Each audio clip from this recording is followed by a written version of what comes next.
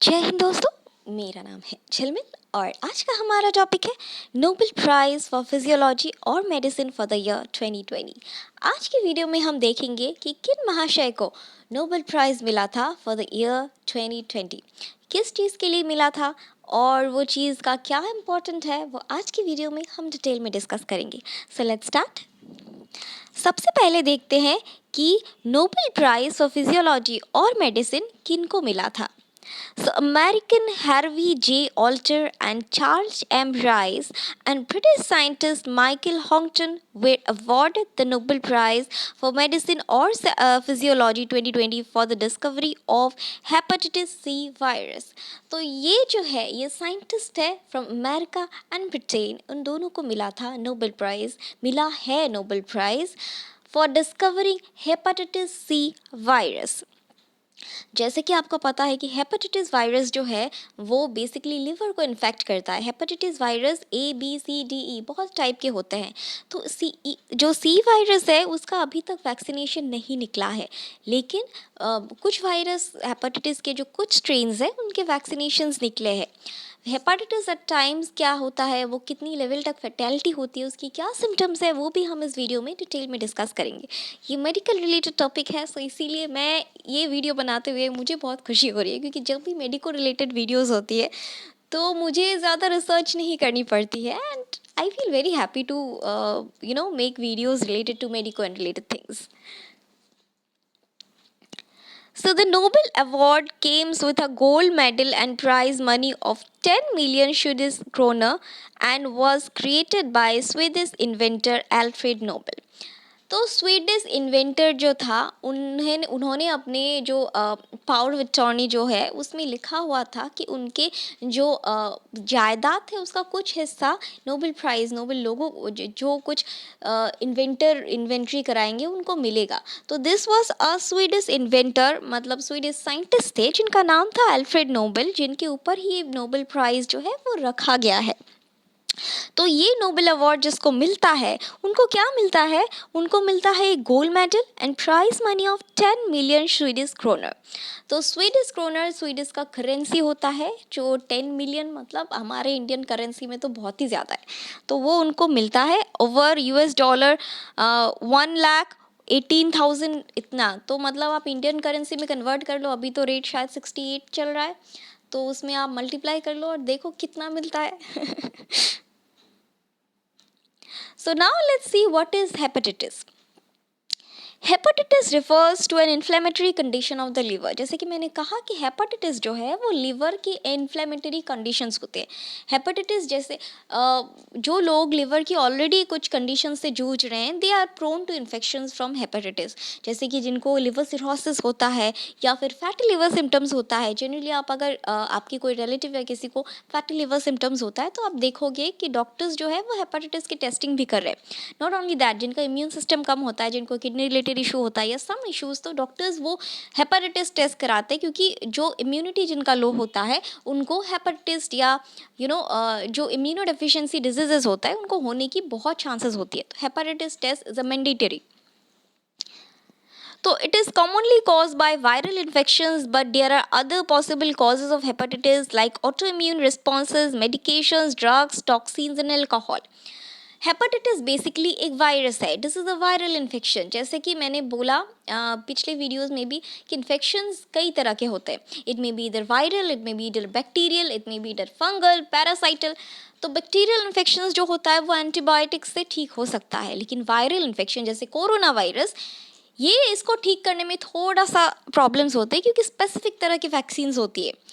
For example अगर आप bacterial infections की बात करें, इकोलाई इन्फेक्शन होता है, दैट इज़ बैक्टीरियल इन्फेक्शंस, उसके लिए आप कोई भी एंटीबायोटिक दे सकते हो जो उससे सेंसिटिव होता है, लेकिन वायरस इन्फेक्शंस के लिए आपको स्पेसिफिकली उसी के लिए वैक्सीन बनाना पड़ता है। तो virus infection is a bit difficult to study and to cure. Apart from this virus बहुत सारी ट्रिगर फैक्टर्स होते हैं जो हेपेटाइटिस को जन्म देती है. फॉर एग्जांपल, अगर आप क्रॉनिक अल्कोहल पीते हो तो आपको लिवर जो है वो फूल जाता है, मतलब स्वेलिंग हो जाता है, जिससे हेपेटाइटिस होने के चांसेस होती है. मतलब फैटी लिवर होता है. उसके अलावा आपको अगर आप बहुत ज़्यादा एनएसएआईडी बहुत टाइम तक लेते हो, एनएसएआईडी मतलब पैरासिटामोल या पेन रिलीवर्स, आइबुप्रोफेन वगैरह बहुत टाइम तक लेते हो, तो आपका लिवर डैमेज होने के चांसेस होती है. तब you are prone to hepatitic infections. Again, जो न्यूबॉर्न बेबीज होती हैं जिनमें इम्यूनो डेफिशिएंसी डिसऑर्डर्स होती है, उनको भी हेपेटाइटिस होने की चांसेस होती है. तो हेपेटाइटिस के बहुत सारे कॉजेज या ट्रिगर फैक्टर्स होते हैं. यहाँ पे मैं कुछ ज़्यादा ही मेडिकल लाइन में चले गई हूँ, इतना डीप जाने की ज़रूरत नहीं यूपीएससी के लिए, बट मैं मेडिकल फील्ड से हूँ तो इसीलिए मुझे अच्छा लगता है ये शेयर करने में. There are five main hepatitis virus referred to as type A, B, C, D and E. तो ये इंपॉर्टेंट है यूपीएससी के लिए कि हेपेटाइटिस के कितने टाइप्स ऑफ वायरस है. A, B, C, D and E, 5 तरह के वायरस है. ठीक है जी. तो world hepatitis day is observed each year on 28 July to enhance awareness of viral hepatitis. Hepatitis क्यों होता है, उसका क्या सिम्टम्स है, उसके रिलेवेंट जो है वर्ल्ड हेपेटाइटिस डे सेलिब्रेट किया जाता है on 28 July to spread awareness amongst the masses. Now let's move on to the topic, what is hepatitis C virus, या what is how it is transmitted, what are the symptoms and all related things. Hepatitis C is caused by hepatitis C virus. ये इसका structure है. This is not important. ये अगर आपको NEET वगैरह देना है, पीजी देना है, then that is important, but now UPSC के लिए इट्स नॉट इम्पॉर्टेंट.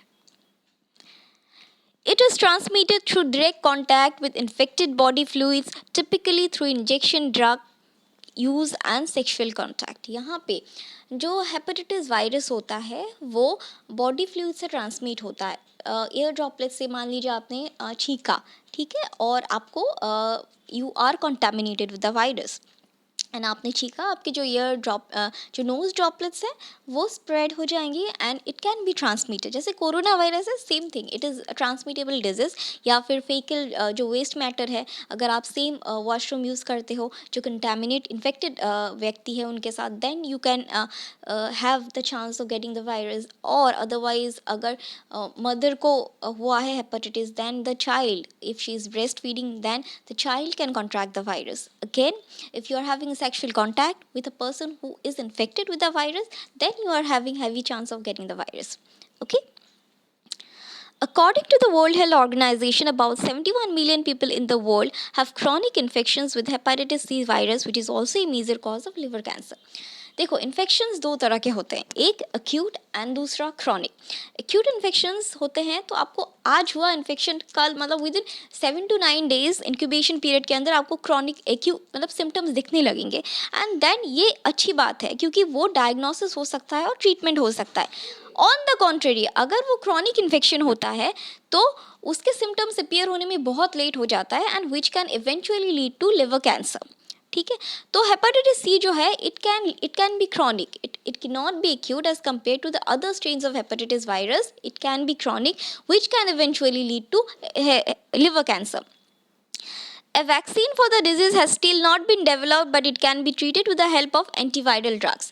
जिस तरह से कोरोना वायरस की जो स्पेसिफिक वैक्सीन है वो नहीं निकली है, ठीक उसी तरह से हेपेटाइटिस सी वायरस की भी वैक्सीन अभी तक नहीं निकली है. बट ये जो ट्रीटमेंट का मेजर्स है, अगर किसी को होता है तो basically the treatment is by conservative drugs, by using any alternative medicine. या फिर अगर आपको लिवर रिलेटेड इश्यूज़ है तो लिवर की मेडिसिन जो है, मेडिकेशंस दिया जाता है या ट्रीटमेंट स्पेसिफिक ऑप्शंस इस्तेमाल किया जाता है. Now we are going to study what is the status of hepatitis in India. In 2018, the National Viral Hepatitis Control Program was launched, which was a target to eliminate hepatitis C by 2030. The program is the largest program for hepatitis B and C diagnosis and treatment in the world. National viral hepatitis control program जो है वो 2018 में शुरू किया गया था and it has the target of eradicating hepatitis virus, इधर it is hepatitis B और इधर it is hepatitis C, by the year 2030. Hepatitis B is included under India's Universal Immunization Program, which provides free of cost vaccination against a total of 12 vaccine preventable diseases. तो India का जो universal immunisation programme है, जहाँ पे बहुत सारे diseases को लिया